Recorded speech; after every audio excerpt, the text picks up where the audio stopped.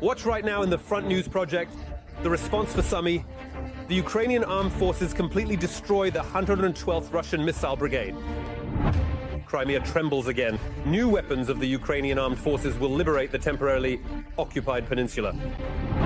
The Russian army near the Dnipropetrovsk region, the Ukrainian defense forces harshly confront the invader. Watch fiery, hot and blazing footage from the front line right now.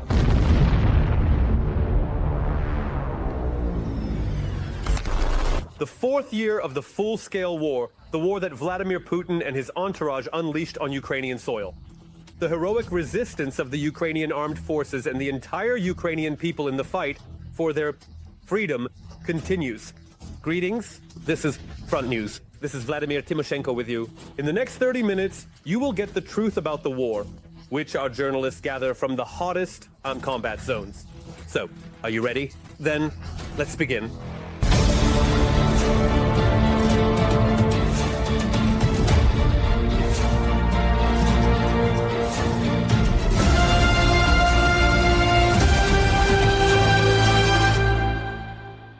And we start right away with exclusive material. The Ukrainian armed forces are fiercely dismantling the 112th Guards Rocket Brigade of the Russian Federation. In a minute, you will see these unique shots. These are the very guards who delivered a deadly strike on the peaceful residents of Sumy on Palm Sunday. And once again, Crimea has been shaken. New Ukrainian UAVs are in action. At least the Russian Ministry of Murders reports Crimea was attacked by new aircraft-type drones. They are also called unmanned bombers. Meanwhile, Putin's soldiers are acting on the principle of hit your own so that others fear you. Imagine, at least 8 aerial bombs were dropped by Russian planes on the Belgorod region since April 11th. One of the villages was attacked twice. All the details. Let's watch. Revenge did not take long. These are the shots of the shelling of the 112th Guards Missile Brigade. Look! This is the very brigade that was killing Ukrainians in the city of Sumy on Sunday. Well, here's your answer. I almost gave birth. Ha! I got goosebumps! Interestingly, the Russians spared air defense for such an object, and they are unsuccessfully trying to shoot down the UAVs with rifles. As they say, air defense in Russia is only for the chosen ones, and the drones, as you can see, are hitting the target precisely. Let us remind you that earlier, the Ukrainian armed forces struck the permanent deployment point of the 448th Missile Brigade of the occupiers in the Kursk region, who are also involved in attacks on Sumy.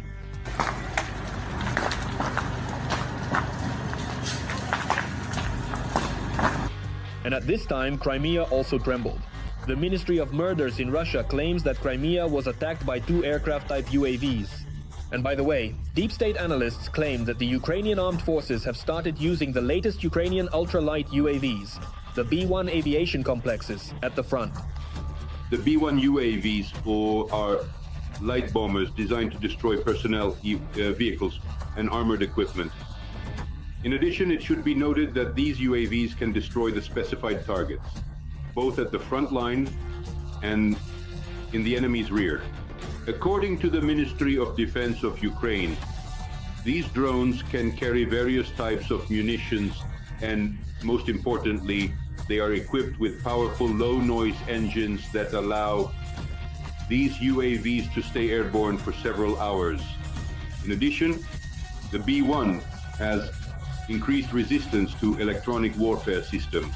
Moreover, the Ukrainian army is repelling a daring enemy attack in the Pavlovsk direction.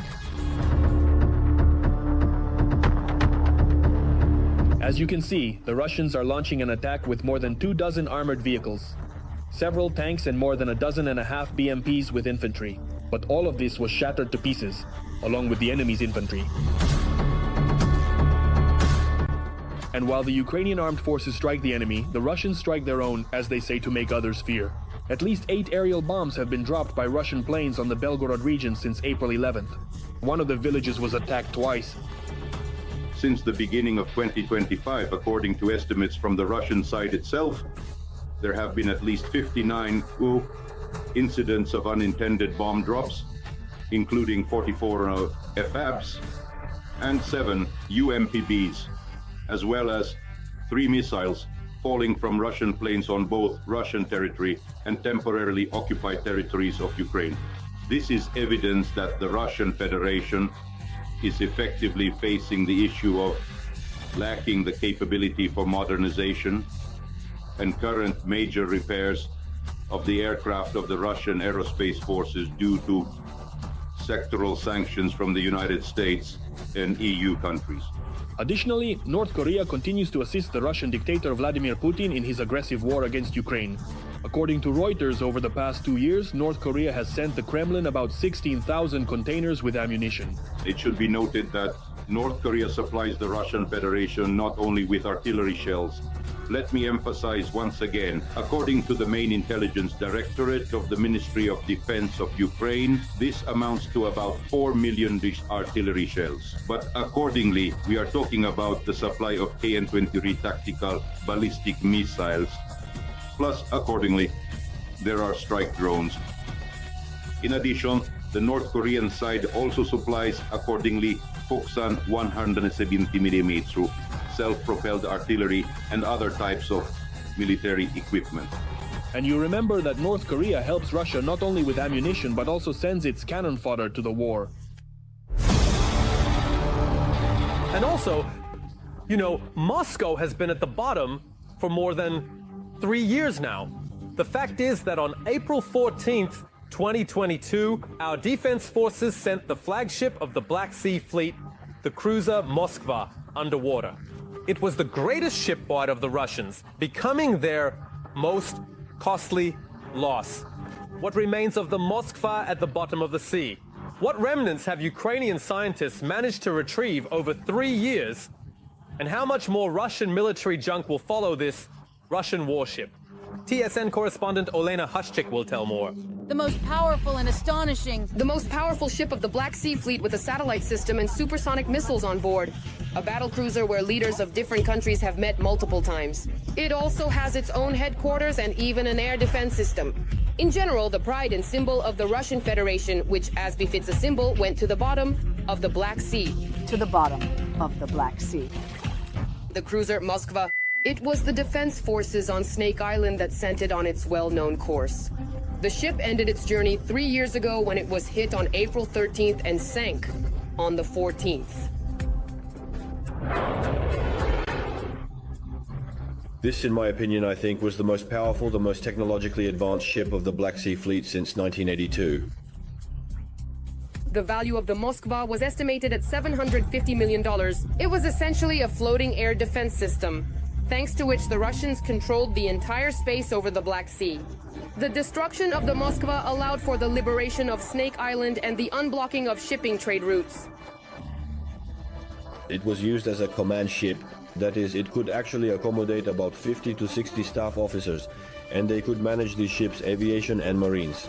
For this, it had special equipment. How many sailors died on board is unknown.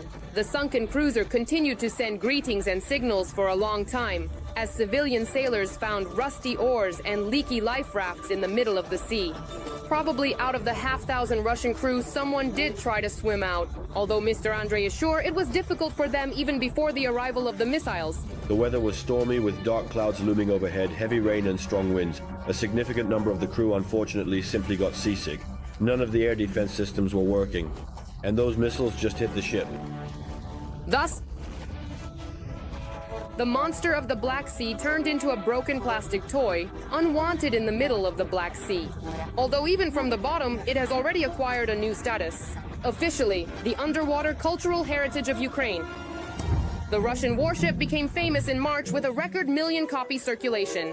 It spawned hundreds of now historic memes, became the hero of exhibitions, museums, and films. All with the main thesis, Ukraine built the Moskva, Ukraine burned it, and now Ukraine is studying it. After all, the cruiser was built in Mykolaiv. Gradually in parts, the flagship is now being resurrected in a Ukrainian museum. These are the remnants of the legendary Moskva, which our sea washed ashore. A life buoy, a signal buoy, and also the remnants of the Neptune missile, which sent the ship to the bottom by all laws.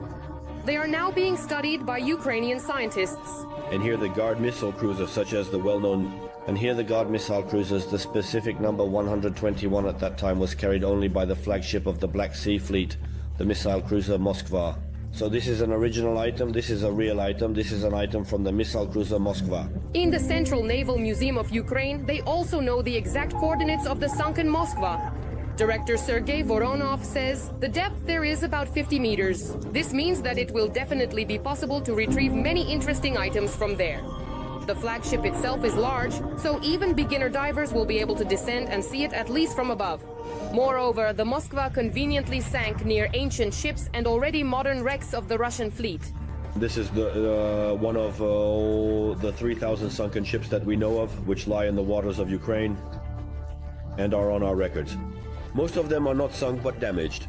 For example, the Saratov, a large landing ship that was destroyed in Berdyansk, we did not record because it practically did not sink. It ran aground. There are plenty of exhibits for scientists on the seabed. Then, in the 2 years following the cruiser Moskva, Ukrainian defenders sent at least 6 landing ships to the bottom. The largest of them are the Olenegorsky Gornyak, Minsk, Novocherkassk, and Caesar Kunikov. The submarine Rostov-on-Don, a missile boat, several patrol ships, and even a naval minesweeper also went to the bottom with their entire cargo. In the year 24, the defense forces somewhat hastened the squadron's departure from Crimea when the ATAC MS strike the missile ship Cyclone. After this, the Magura drones finish off the smaller boats one by one, and finally, the General Staff report states 29 Russian naval units destroyed. Can we say it like that? 15 serious ships remain, for example. Well, about 12.5 are frigates, which are precisely the missile carriers. These are corvettes, missile corvettes, and a few landing ships remain. Ukraine has finally driven the Black Sea Fleet out of the Crimean bases and did so not only without its own fleet, experts say. It continues to adhere to the strategy of primarily destroying what is used to launch missiles, deploy troops, and where ammunition is hidden. We drove the enemy out of the northwestern part of the Black Sea, lifted the blockade from our ports, and launched maritime cargo flow to our ports. In Sevastopol, only damaged ships remain at the moment, which the Ukrainians occasionally send back for repairs. Due to a lack of forces, the Russians have relocated the base of the surviving ships to Novorossiysk. From there, missile carriers are still taken out to sea under full cover of patrols and helicopters. And the most valuable assets are hidden in harbors under the protection of a dozen Russian air defenses. Of course, there are still many monsters in those ports capable of handling the most powerful combat missions.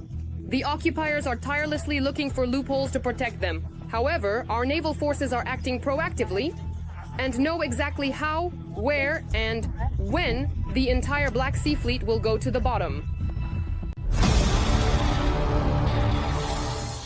And now an analysis of the operational situation on the Huliaipol and Orikhiv fronts.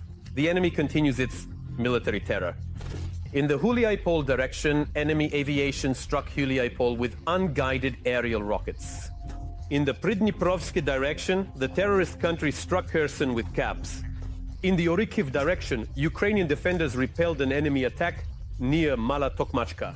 Stepne, Lukyanivske, and Kamyansky also came under airstrikes. And this week, all of Ukraine mourned the victims of the brutal strike by Russian terrorists on Sumy. I remind you, on Palm Sunday, Putin's ballistic missile killed 35 innocent people. Among the dead were 2 children. The Kremlin fiends killed the entire Martynenko family, the father, mother, and their 11-year-old son, Maxim. More about this horror in the next chilling report from our colleagues at the television news service. Today in Sumy, they are saying goodbye to the Martynenko family, the father, mother, and their 11-year-old son, Maxim. They died on Palm Sunday while they were on their way to church for a service. In the hall of the Protestant church that the family attended, there are dozens of photographs of the deceased.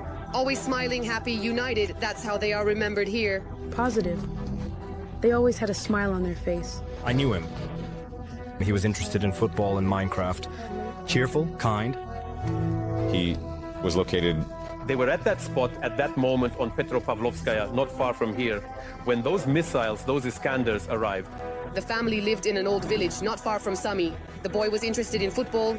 During the attack, the family was near the site of the first strike, eyewitnesses say. When they were running to shelter, the Russians launched a second strike with a cluster munition missile which took their lives. In the 21st century, In the 21st century, this should not be happening. To ensure humanity doesn't die in such matters, we must simply shout, we must publicize this. Because if we remain silent, as Jesus said, the stones will cry out. As a result of the Russian attack, 35 people died. 127 were injured. 32 victims are still in hospitals, including 6 children. 6 patients are in intensive care. Among the severely injured is 1 child. As a result of the explosions, let me remind you, more than 50 buildings were damaged. More than 1,000 broken windows have already been covered with plywood sheets. Roof repairs are ongoing. Utility workers and rescuers have been clearing debris and removing structures of destroyed buildings for the 4th day in a row. The street hit by Russian missiles is still closed off.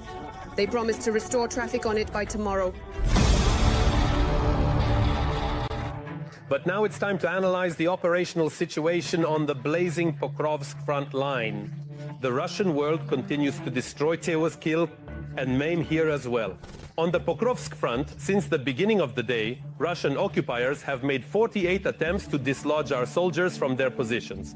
In the areas of the settlements of Sukaya Balka, Staraya Nikolaevka, I Zelenoi Pole, Vodyanoi Vtoroe, Yelizavetovka, Novotoretskoye, Romen, Lisovka, Kotlino, Uspenovka, Preobrazhenko, and Andreevka. The defense forces are holding back the onslaught and have already repelled 45 attacks. 3 clashes are still ongoing. Enemy aviation also struck Malinovka with guided aerial bombs. The most important news, for the first time in several months, the Russians launched an assault with a column of equipment to break through the front near Velika Novosilka and reach the administrative border of the Dnipropetrovsk region. At this time, the 72nd Brigade, named after the Black Zaporozhians, is reinforcing this section of the front. In fact, the enemy's advance was stopped, but their assault groups continuously attack Ukrainian positions several times a day. Special correspondent of TSN, Yulia Kirienko, witnessed how Ukrainian fighters are driving the Russians out of their native land. The Russians are dragging the wounded, whom they finished off. Now they are heading into the bushes. We are sending out the skids. The fruit orchards of Donetsk region have become a battlefield on this section of the front. A group of 7 people is moving towards our positions. They are flying out at them now. 7 is not a small number, the fighters say. The goal of these enemy soldiers is to reach our infantry positions by any means, even if it's just one of the assault troops. They accumulate, and then make a dash.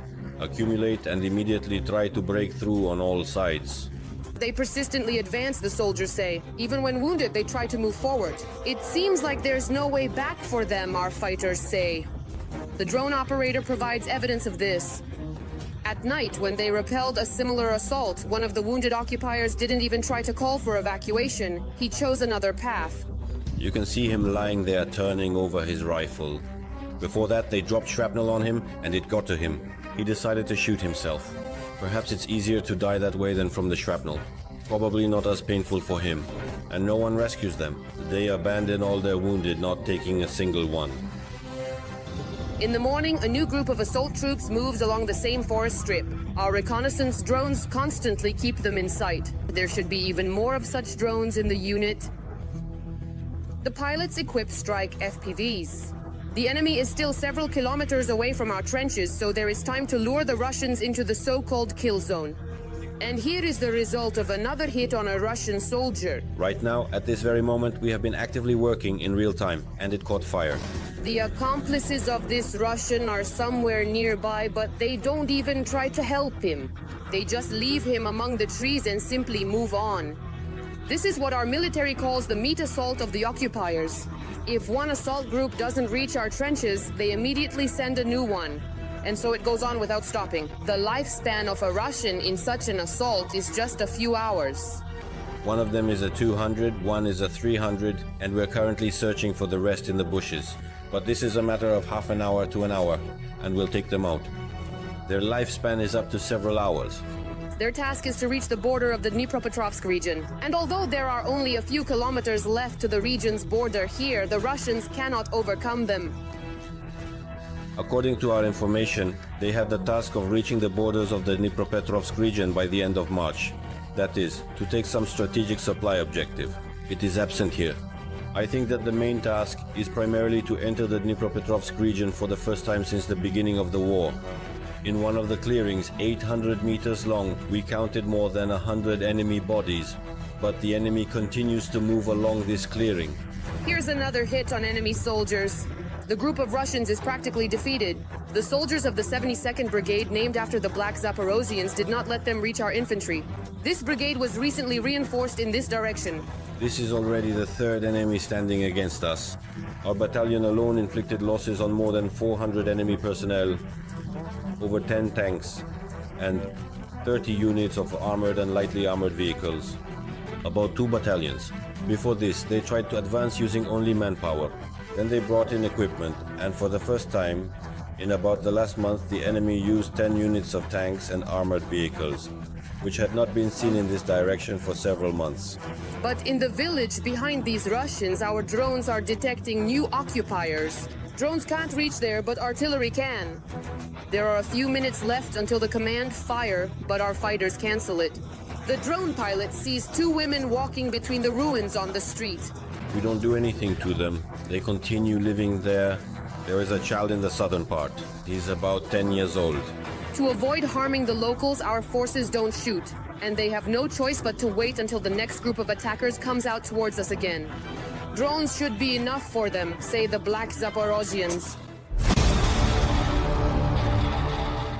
And now we move to the Novopavlovsk direction of the front. The bloody frenzy of the enemy's army continues here as well. In the Novopavlovsk direction, Ukrainian defenders repelled 6 assault actions by enemy troops. The enemy tried to advance in the areas of Konstantinopol, Razliv, and Privolnoye. Aerial strikes targeted Alexandrogorod, Voskresenka, and Novopolye. It was another hellish week for the liberated from occupation but tormented by Russian brutal bombings, Ukrainian Kherson. In the morning of April 17th, the military of the aggressor country carried out an airstrike but on the central district of Kherson, resulting in at least 2 deaths. To terrorize the city, the Russians are using both artillery and aviation. Just imagine, they dropped 4 guided aerial bombs on a sports complex, leaving only ruins behind. Details from the scene are coming up in the report from our colleagues at the television news service. A hellish morning in Kherson. The enemy is shelling the city with multiple rocket launch systems, artillery, and guided aerial bombs. Residential areas are under fire. We managed to run into the corridor and then everything started to collapse. I don't know how it happened. And when emergency services, utility workers, and social workers arrived at the site of the airstrikes, the Russians shelled them with artillery. How they targeted people trying to help is visible during the recording of the address by the head of the Kherson City Military Administration. Greetings to you, dear residents of Kherson. Early this morning, we once again, unfortunately, experienced... There was just another artillery strike. As you can clearly see, there were several KAB strikes. Specifically, according to preliminary estimates, 4. As a result of this morning's shelling, a sports facility, a supermarket, civilian cars, apartment buildings, and private homes were destroyed. That's what happened. May the Lord have mercy. We've experienced this 100 times. It is known that 1 man died, who was hit by an enemy strike on the street. 3 more people have been hospitalized with shrapnel wounds. As a result, a 20-year-old girl sought medical attention. She was diagnosed with a concussion and blast injury. Those who managed to escape were terrified and had an acute stress reaction from such a massive bombardment. Blood pressure went up slightly.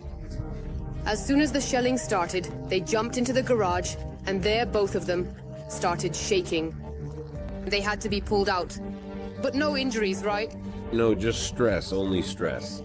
Due to damage to the contact network in Kherson, trolleybus movement has been halted, and buses on some routes are running intermittently.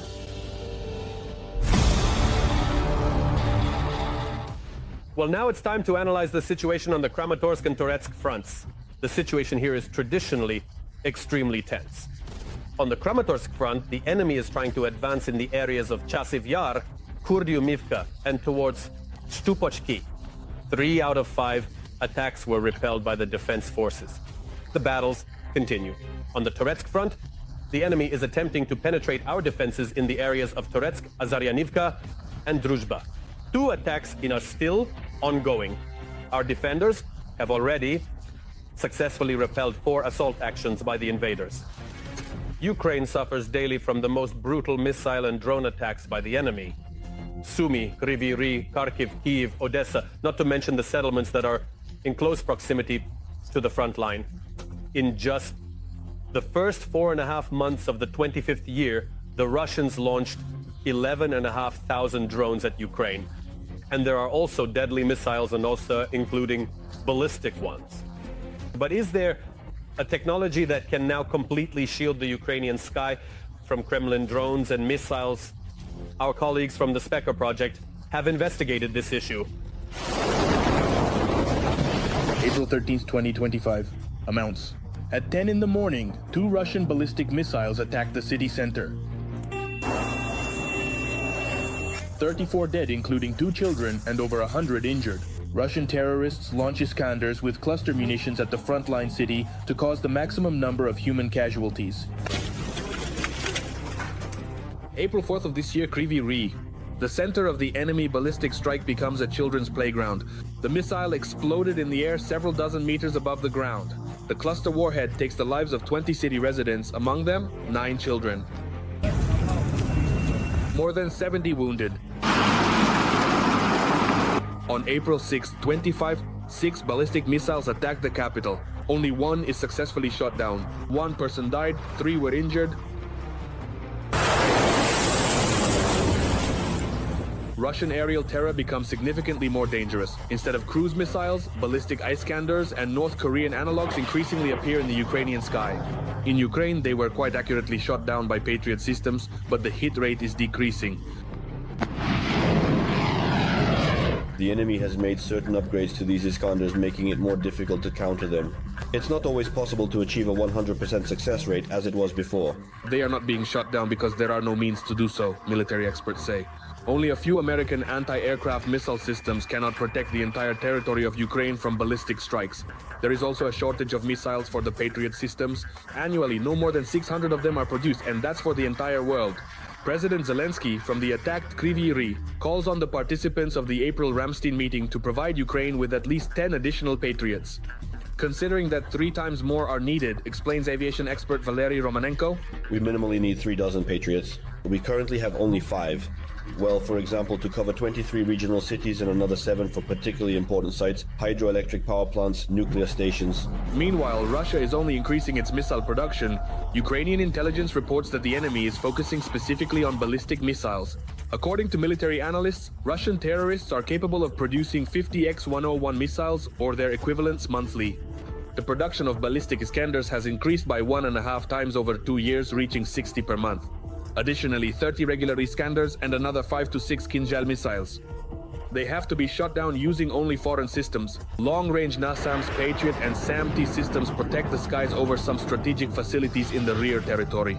Ukrainian aviation, along with F-16s and Mirages, can approach closer to the front line, but complete reliance on slow foreign aid forces the air defense to conserve resources. The most widespread aerial terror is caused by enemy strike drones. The Russians are constantly setting new records for the number of Shahed drones used. Ukrainian mobile air defense fire teams are operating at full capacity, but recent swarm drone attacks on a single location are forcing Ukrainian forces to devise new countermeasures. A large number of Ukrainian companies have already offered solutions for automatic turrets with video-based targeting, for example, Yosalt to intercept aerial targets. Additionally, we need to talk about anti-aircraft drones. Furthermore, we should discuss certain developments of small anti-aircraft missiles that exist in Ukraine. Anti-aircraft drones and laser turrets are becoming effective Ukrainian weapons, and foreign countries are already showing interest in them. However, the main problem for Ukraine remains countering enemy ballistic threats.